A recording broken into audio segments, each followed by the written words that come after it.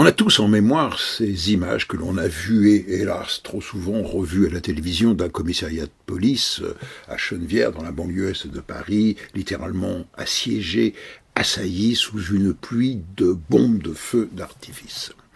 Ça mérite une petite explication. Lorsque l'on parle de produits de feu d'artifice, c'est-à-dire du côté des professionnels, il y a deux types de produits.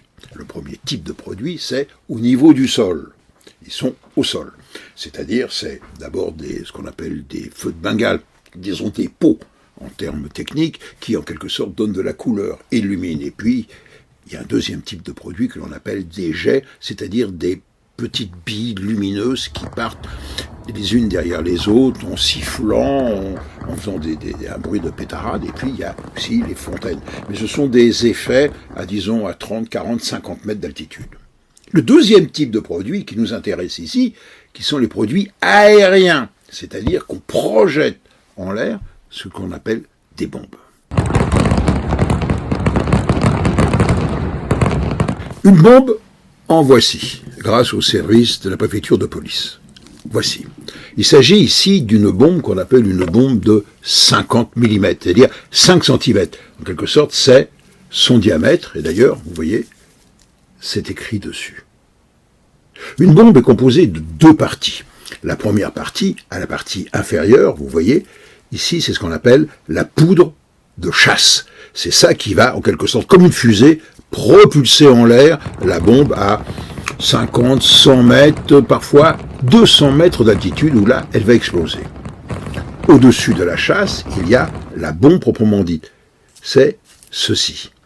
À l'intérieur de la bombe, qui est renfermée par des coquilles en plastique, regardez sur ce schéma, voici la coupe d'une bombe, vous voyez, la chasse,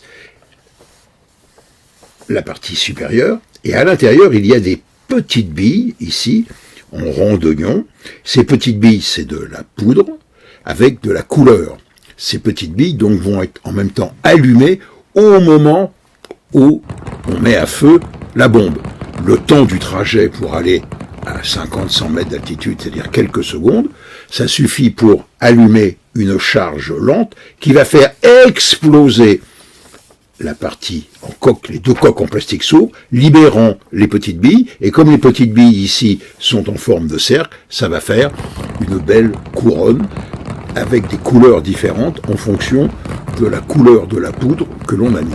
Ça, c'est pour le principe. Reste que il faut maintenant propulser la bombe dans le ciel, et donc on l'introduit dans un mortier, vous voyez, le mortier c'est un tube ici en carton, mais pour les grosses charges, ce sont des tubes beaucoup plus résistants qui sont en résine, et même pour certains, ce sont des tubes métalliques, avec, vous voyez, ici, l'allumeur, et ici, on allume la charge avec une mèche ou directement avec un court-circuit électrique. Donc vous l'avez compris, il s'agit d'un produit classique de pyrotechnique. Le mortier est placé généralement verticalement ou dans un râtelier par groupe légèrement incliné, de façon à viser dans des directions différentes. Ça, c'est le plan que l'artificier dessine lorsqu'il a le contrat d'un feu d'artifice et pour les effets recherchés. Là, cette fois-ci, c'est différent.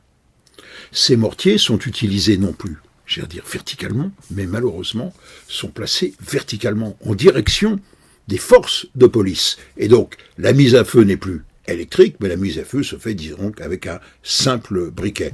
Et la bombe, qui est à l'intérieur, vous la voyez, elle est là, part en direction des forces de police, puisque la portée est de 50 à 80 mètres. Donc là, on est avec des bombes de 50. Seulement, que va-t-il advenir si malheureusement ces gens se procurent, bien que la vente soit interdite, on se procure des bombes de 100, 150 et même 200.